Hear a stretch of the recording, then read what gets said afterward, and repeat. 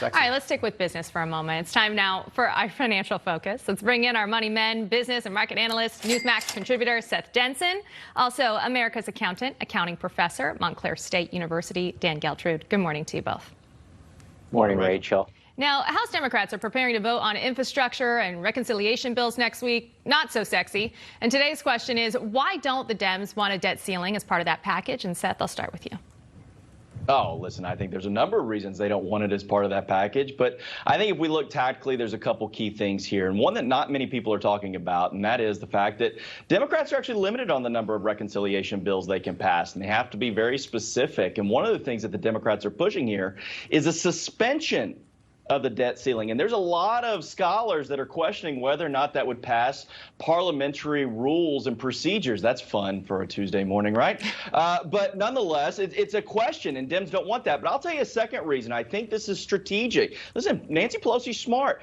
If the government were to shut down, even if for a short period of time, history shows that polling will blame Republicans. And let's face it, Democrats these days, they need a win. Right, and regardless, Speaker Pelosi is saying that the legislation will get passed this week. So, Dan, what's the financial impact on the country and working class families if that happens?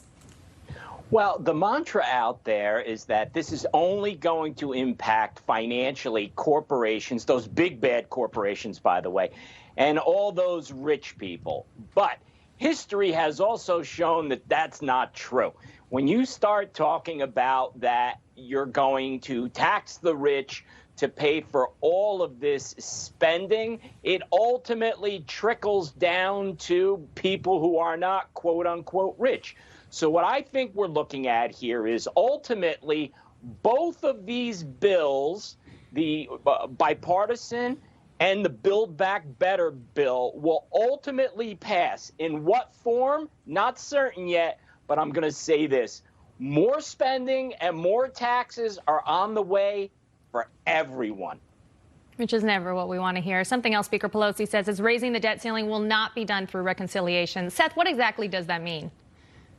Well, again, I think she wants Republicans on board. She wants it to be part of another package or a separate package that stands alone to continue to allow for that use of reconciliation if it's needed at another time. And listen, there's that old adage, right? You break it, you buy it. And I think that to Dan's point, this next debt ceiling raise will get us over that $30 trillion mark. That is not a great campaign slogan to be used against you, is that you've now spent over $30 trillion. And if we look at even where the CBO is on this, the CBO is saying, like, listen, the numbers may be off here. There may be more that's being spent here that's being proposed. So let's take a look at what exactly is in President Biden's expensive spending plan. Now, we've talked about this a lot, but it's good to reiterate, because we're talking $3 billion for tree equity, $4 billion for distance learning, $12 billion for electric cars, $79 billion for tax enforcement, $74 million for resource center,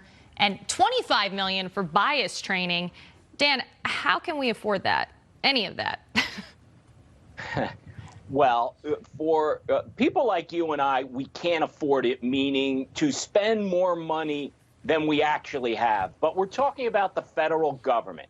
And the federal government and Congress, they have unlimited powers to tax and also to print money. And that's exactly what's happening here. And by the way, let me just point out, one of the items missing on that list is free community college for illegal aliens. So let's throw that in there. And look, what we're doing here is we are moving towards European-style socialism. And I just don't think the United States should be letting others lead, particularly Europe, when it comes to finances. But it looks like that's the path we're going down, and it's not a good financial picture for us. A lot of criticism over free college for illegal immigrants. President Biden also tweeting out a defense of that spending plan. Let's take a look at that tweet. It says, "My Build Back Better agenda costs $0. Instead of wasting money on tax breaks, loopholes, and tax evasion for big corporations and the wealthy, we can make a once-in-a-generation investment in working America, and it adds $0 to the national debt." All right, Seth, so when it says $0, are we talking just not inflation and taxes dollars? Or are we just talking, how can it be $0? I have no idea. That was so confusing. I mean, maybe all that money is in Al Gore's lockbox. I don't know how you can spend $3.5 trillion. Actually, the CBO says that this could cost, even after Biden's tax plan, as much as up to almost $500 billion a year, which is interesting because if I just break down the math of $3.5 trillion over 10 years, that's 3.5. But anyway, nonetheless, I got no idea where this $0. Maybe it doesn't cost Biden $0, but it costs every other American, because whether it's directly or indirectly through taxation, you can't pay for this without raising taxes or causing such an increase on a small subset of people, those corporations Dan was talking about, that everybody's paying for because the cost of everything's going up. Real quickly, Dan, let me ask you, do you think Congress will come to a budget agreement, or do you see that government shutdown on the horizon?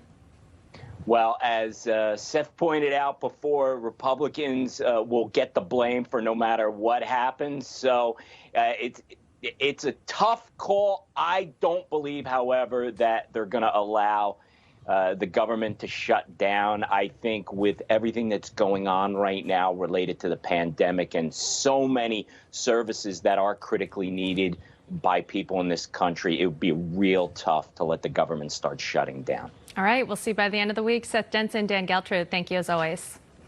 Thanks, Rachel.